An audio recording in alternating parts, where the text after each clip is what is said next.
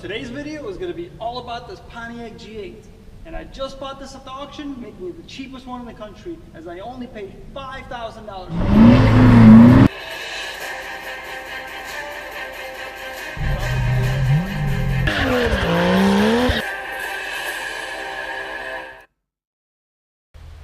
So, last week I went to the auction. I was looking for some fun cars like I always do. And I happened to come across this. Now this G8 GT is a 2008 with 125,000 miles on it. And I picked it up for $5,000, making it the cheapest G8 GT anywhere in the US. It does have a clean title and it has a clean Carfax. So I think it's a great deal, but let's check out everything that's wrong with it. So to start off, just taking a quick look at the car, we see there's a small gap right here. It looks like this clip is no good, so I'm gonna have to take the bumper off, try to reattach it, see if I can lose that gap a little bit. It's obviously missing this hood scoop right here.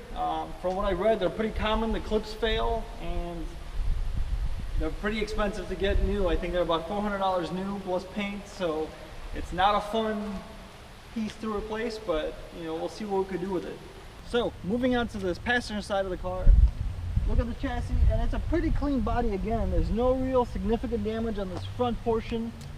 The bad thing about this, which I saw after I bought the car, I don't mind because of the price I paid,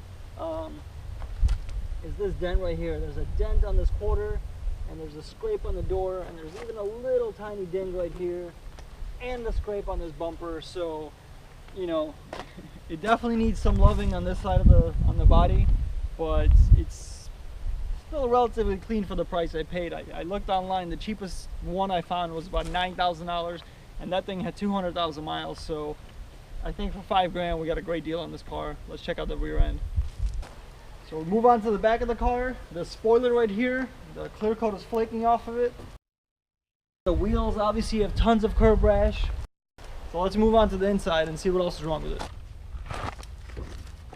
So moving on to the inside, the first obvious thing is this headliner. Obviously it's sagging. Luckily it's sagging only on the corners, so I think if I put some spray adhesive on here, put it back up, it should keep its shape, it should stay up there.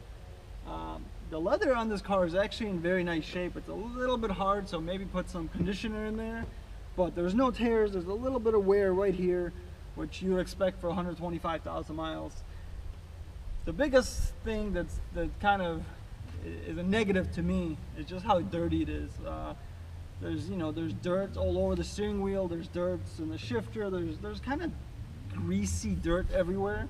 So it needs a good vacuum, it needs a good shampoo and a steam cleaning probably. So besides that, the interior is in very nice shape. I know one of the rear windows doesn't work, but everything else that I've driven this car back home just now, everything else seems to work. So let's check out the mechanicals. So moving into the engine bay, everything looks untouched. So it looks factory, there's no headers, no mods, nothing like that. This engine cover is extremely dirty. Not really a negative, just shows that nobody detailed this thing underneath. Most cars at 10 years old, they'll look just like this if you don't ever wash the engine bay. So there's no flaws that I see in here.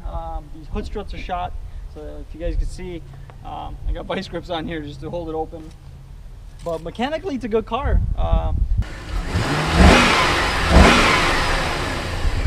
The only thing I noticed driving is when you start it up, you put it in drive, or you take off a stop in drive or whatever, reversing. If you throttle it hard, you can kind of feel the engine moving back and forth. So either one of the engine mounts or trans mounts are shot. So thank you guys for watching, tuning in.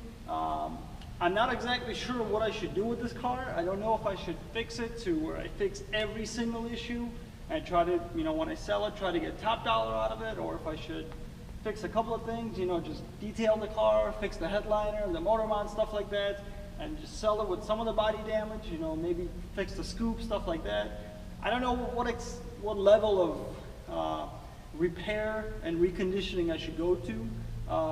Just because, when you buy these cars to sell, you got to think, I can make this car 100% perfect, but how much money am I going to put into it versus how much it's going to bring me back? So I do have to do some thinking on how far I'm gonna, you know, recondition this car. I actually have a couple of people interested in the car as is, but I do think I want to fix some minor stuff on it, at least the interior, just clean that up, spend a day on it, make the interior nice.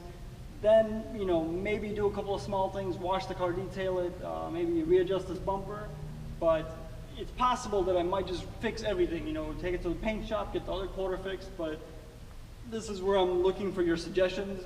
If you guys think I should go kind of full out on fixing this, or just kind of do a quick fix and flip, I'm looking for suggestions. And yeah, this is the car. Hope you guys like it. I think I got a great deal. Let me know what you guys think. You know, $5,000 for a G8 GT. I haven't seen a deal like that, and if you look online, you won't really see them under, like I said, 9 or 8,000 is the cheapest thing I've seen, unless you're looking into the rebuild title stuff. Then I think I've seen a couple around 7. So yeah, thank you guys for watching again. And I know I haven't made videos in about a week or two. I've been sick, so I finally started to feel better. So I got back to buying more cars, and then I sold a bunch of my cars. Pretty much every single car you guys saw in my videos before, both Subarus. I had a Mercedes ML320, I had an Escalade. Pretty much everything that I had is gone. Kind of just cleaned out inventory. You know, I didn't want to hold stuff, so I just kind of let it go. And kind of starting fresh, got this G8, trying to buy more cars, shopping. All my Corvettes are gone. So anyway, thank you again. Thank you for watching. Please subscribe. Please like the channel. I appreciate it. And peace.